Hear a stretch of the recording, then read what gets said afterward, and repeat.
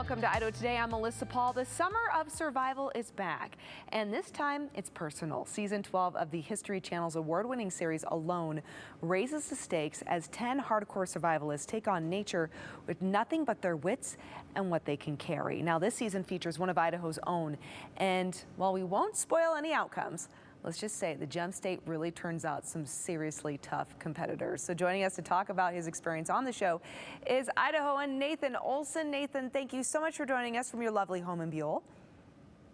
Thank you, Melissa. All right, so very clear, you are a legacy Alone contestant in season 10. So we saw your little brother Luke also compete. What made you decide, though, to do this project? Well, really something I couldn't turn down. What an amazing opportunity.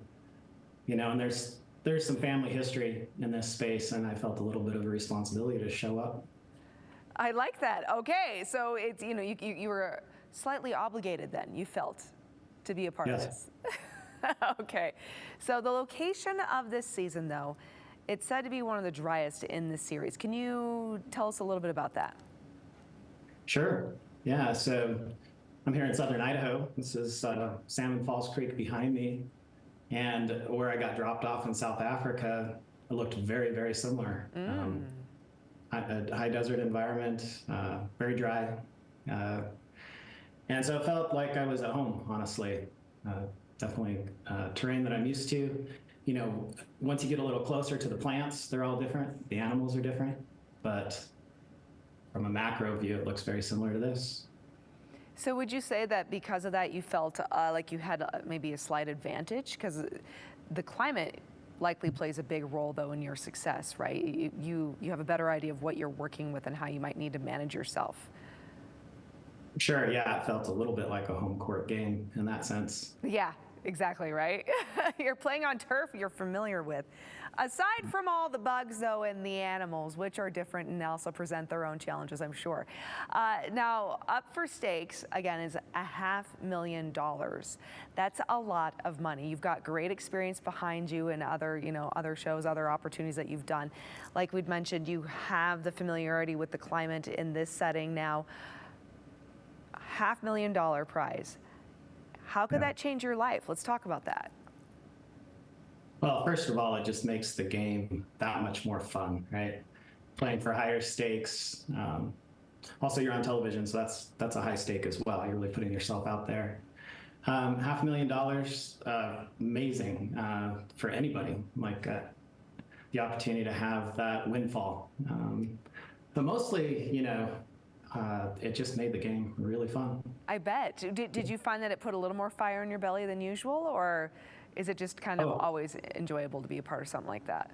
Oh, no, for sure. And it also, I think, does that for all the contestants. And so it increases the competitive scale of the game. Yeah, it increases the stakes, right? I mean, you got more to lose. $500,000, that's pretty fantastic. Okay. I do want to point out something, though. So your parents actually wrote the #1 best-selling book, Outdoor Survival Skills, right? It's a really popular book, really catapulted your parents into this field. And would you say that it helped prepare you, though, for the life that you're currently leading? Tell me about, you know, the impact that this made on your life and gave you the skills that you need to be doing what you're doing right now. Sure. Yeah, so my parents' career, you know, was in wilderness, outdoor teaching and living. And, you know, it was a family business. And so as children, just like in this agricultural region, you know, you work for your parents. And so a lot of our teenage years were spent in the field. And as a young adult, I remember tracking like a 5-year period in the late 80s and early 90s where, you know, I personally slept more days on the ground in the field than in a bed. Really? That's amazing. Are you going to write a book? You need to write a book about your experiences. I'm not a writer. Hire somebody. Get a ghostwriter, Nathan, because that's really compelling. That's really, really cool. What a unique story, and one, too, that I think a lot of Idahoans would love to hear, right? Like, we are so proud of our outdoors and of our opportunities to really thrive in Mother Nature. And here you're doing it, not only in your life, but also now on television, which is super cool. Okay, so for this show, though, there are a couple of items, right? Like 10 items that you select to survive on your journey. Tell us which ones you brought that you thought were good, and maybe others that you're like, nah, I may have not been the best choice. Sure. Yeah, so there's a list of several items, and you get to pick 10. And of course, depending on location, you want to be very thoughtful about what you take, because it can make a big difference in how well you're able to, live in that setting. So a few things that I took that I relied on heavily while I was out there. First off, a blanket. So in this season, we didn't get to take a sleeping bag. It was desert survival. And my history, my family's history, in living in the desert, we always took blankets. That was the kit, or the sleeping kit that we take with us. So I was very comfortable with that. And honestly, it was a great choice. Some of the contestants chose not to take a blanket, for example, but having that good night's rest, extremely important in any survival situation. The second main item in my kit was just a knife, a Mora knife. So just a sheath knife, and I use that constantly every day. It was my main tool that made living out there easier. And then, of course, in our location, the water wasn't great. A cook pot was essential for boiling. Of course, a bow and arrow. There's a lot of big game in South Africa. Certainly a part of this game was the opportunity to harvest one of many antelope species that were there. We all had the opportunity to do that, of course.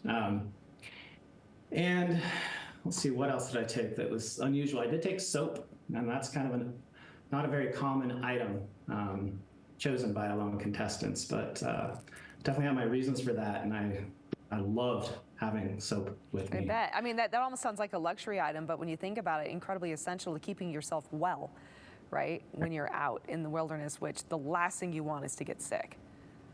Absolutely. Yeah, so many contestants drop out for gastrointestinal issues, and that hygiene is extremely important for the long game. Yes, yeah. Absolutely. So wise. So wise. Nathan, again, you need to write a book. I want to see it. And when you do, we'll have you back on the show. Thank you so much for taking the time to talk with us, my friend. We are so proud of you and so excited to see how you do as well. Everyone at home, watch season 12 of Alone starting June 12th at 7 p.m. Mountain Time on the History Channel. Nathan, thank you, thank you, thank you. Everyone, stick around. More to come right here on Idaho Today right after the break.